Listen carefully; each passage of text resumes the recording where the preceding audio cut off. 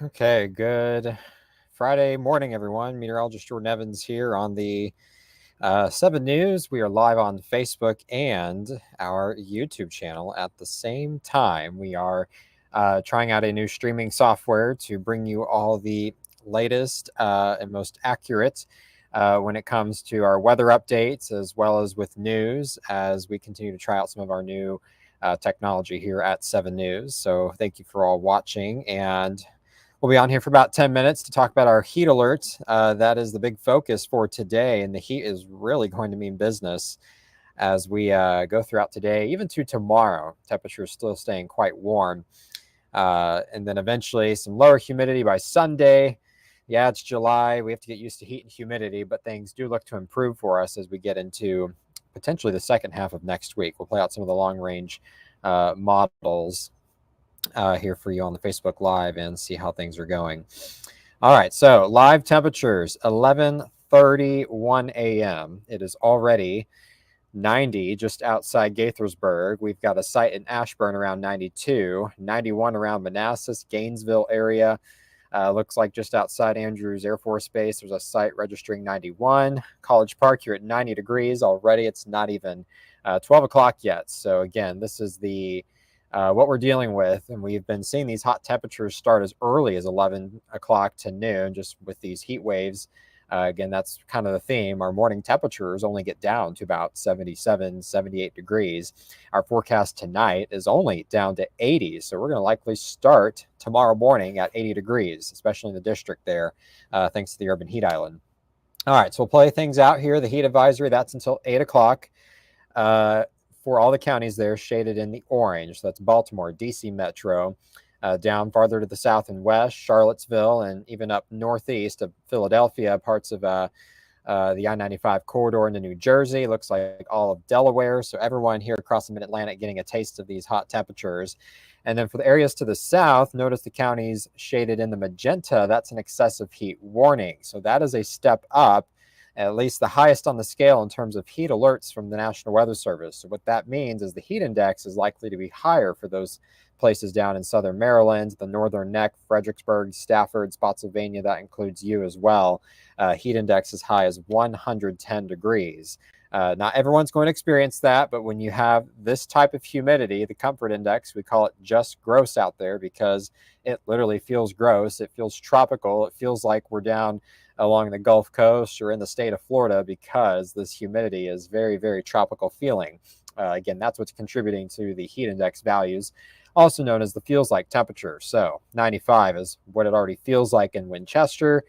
Gaithersburg feels like 103, and Leesburg 105 already. Now, the site out there may be closer to a body of water. There may be some more moisture around the sensor out there that can obviously sort of influence these sensors and live data at the time. But overall, everyone's starting to see those heat index values climb into the 90s and now triple digits there in Manassas, Fredericksburg as well. So temperatures continue to climb. Here we go through the, this is one of the models that we're going to play out for the afternoon. These are future feels like. So the future heat index, this is actually the NDFD model. It comes from the National Weather Service. And you can see there, everyone east of the Blue Ridge, we're in the triple digits. Some spots 105, 106, 108. You look down toward the excessive heat warning. That's Charles County, St. Mary's County, Calvert County. There can be a few spots down there approaching 110 to 111, as you can see there by 4 to 5 o'clock this afternoon. So that's what we're watching for today. We're also watching for the chance of a pop-up shower or thunderstorm, and the chance for that is much lower, I would say, than the last couple of days, or at least than yesterday. But still, it's not 0% today. It's about 20 to 30% just while the daytime heating. We've got a surface trough over the area, so that could help fire off a thunderstorm or two, but the threat for severe weather also is not 0, but it is pretty low for today. Technically does not include the district, but for far western sides of the metro area, those areas shaded in the green, that's a marginal risk from the Storm Prediction Center. Potentially could have some gusty winds with any stronger storms, but again, the severe weather threat is still pretty low for today. So one of the models that will play out for the future cast, showing you a couple of storms, maybe a few passing clouds, 3 to 4 o'clock. That could provide some shade from time to time, so that would be good news. Here we go to 6 to 7 o'clock. Notice it's not impressive. I mean, this is much less in terms of coverage than what we had yesterday. As some showers and storms tried to move in during the evening hours, everything cleared out, fortunately, in time for fireworks shows last night on the 4th of July. But again, this is what possibly could be happening by 7 to 8 o'clock by this evening. So that is what we're looking at here. Potentially a couple of storms may try to move in after dark, after sunset, 10 to 11 o'clock over I-81. I'm still questioning this in the model data. It really depends on some of the extra ingredients available. So it is possible we could get some rain toward the midnight hour. We'll be watching things closely. Meteorologist Steve Rudin will be here tonight tracking the storms through 11 o'clock. Then eventually anything that does happen overnight should go away by early tomorrow with mostly cloudy to partly cloudy conditions there. All right, beaches this weekend. Here it is. Again, always cooler than the DMV, thanks to the cooler water temperatures. So Ocean City, great way to cool off. Low 80s all the way through Sunday. There are storm chances. It won't be washout storm chances, but they are there for Saturday and Sunday. Water temperatures already there at 70 degrees. So again, a good way to stay cool this weekend. Rehoboth Beach, slightly higher, upper 80s, low 90s for temperatures. There for Saturday. Same for Bethany Beach. Looks like upper 80s today, then low 80s by Sunday. Here's the latest on Hurricane Beryl as well. Made landfall this morning just outside Tulum, Mexico. That's on the Yucatan Peninsula. Was a Category 2. Now it's been over land for a little bit, so it's down to a Category 1. But as you can see, once it gets back over the Gulf of Mexico, likely to intensify from tropical storm to back to hurricane Category 1 status, potentially Category 2. Some of the data is trying to rapidly intensify this storm because the water temperatures there, as always in the Gulf of Mexico, are very, very warm. But there is some wind shear aloft that could help prevent that storm from at least becoming a major hurricane. So that is the good news.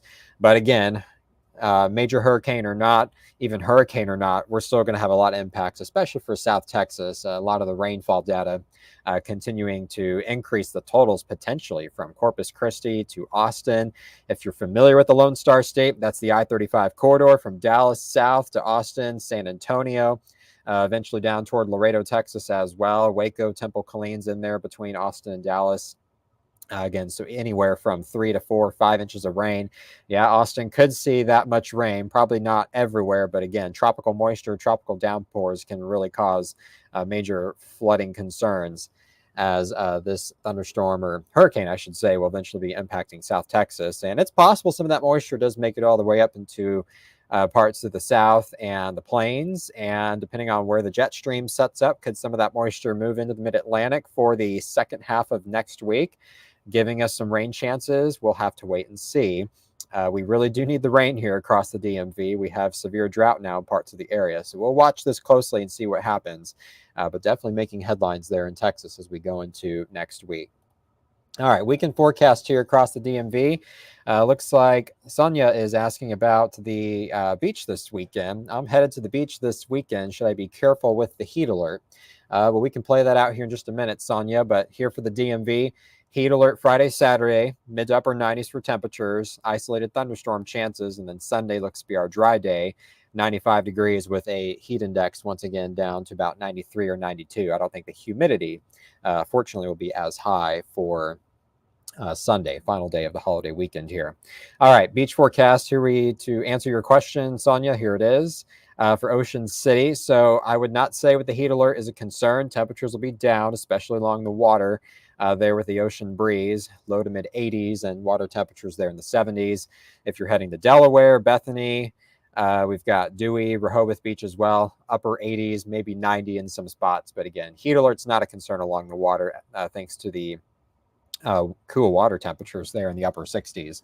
I will say too, though, the rip current risk, I did check that this morning. It appears to be medium risk for the Delmarva this weekend. So just keep that in mind. The rip current risk is not zero. It's in the medium category. So rip currents, if they occur, you are caught in one, make sure you swim parallel to shore. Don't panic. You can get out of it just by swimming parallel to shore.